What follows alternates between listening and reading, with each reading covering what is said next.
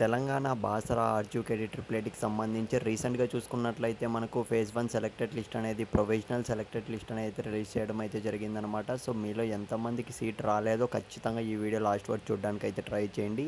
So, first of all video open చేసినందుకు thank you so much friends. ఎందుకంటే చాలామంది 10థ్ క్లాస్‌లో మంచి మెరిట్ మార్క్స్ వచ్చినప్పటికీ కూడా సో, కొంతమందికే మనకు ఆర్జీకేటీ ట్రిపుల్ ఐటీలో సీట్ రావడం అయితే జరిగిందనమాట. చాలామంది స్టూడెంట్స్ అయితే బాధపడుతున్నారు. టెలిగ్రామ్‌లో కూడా నాకు డీఎమ్స్ అయితే చేస్తున్నారు. చాలామంది టెన్షన్‌లో అయితే ఉన్నారు.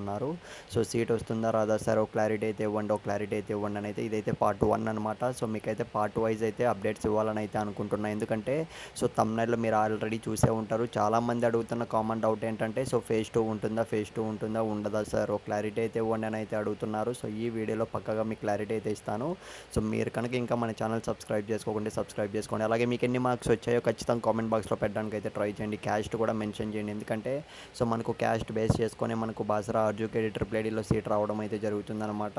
సో, కాబట్టి ఖచ్చితంగా మీరు కామెంట్ సెక్షన్‌లో పెట్టడానికి అయితే ట్రై చేయండి. ఇకపోతే చాలామందిలో ఉన్న డౌట్ ఏంటంటే సో, బాసరా ఆర్జీకేటీ ట్రిపుల్ ఐటీకి సంబంధించి రీసెంట్‌గా చూసుకున్నట్లయితే ఫేజ్ 1 సెలెక్టెడ్ లిస్ట్‌ని అయితే రిలీజ్ చేశారు సార్. మాకు కౌన్సిలింగ్ ఎప్పుడు ఉంటుంది అని అయితే కొంతమంది అయితే అడిగారు.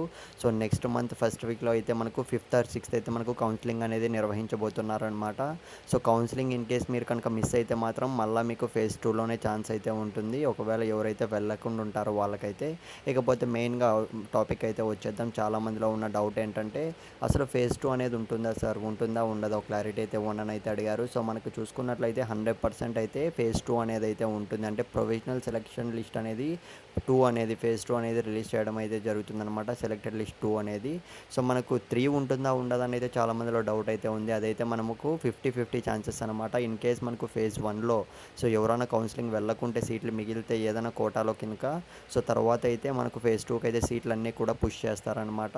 సో, మీకు పార్ట్ 2లో ఖచ్చితంగా ఏ క్యాస్ట్ వాళ్ళకి మనకు ఫేజ్ 2లో సీట్ రావచ్చు ఖచ్చితంగా ఎక్స్‌ప్లెయిన్ చేస్తాను. సో, వీలైతే సబ్స్క్రైబ్.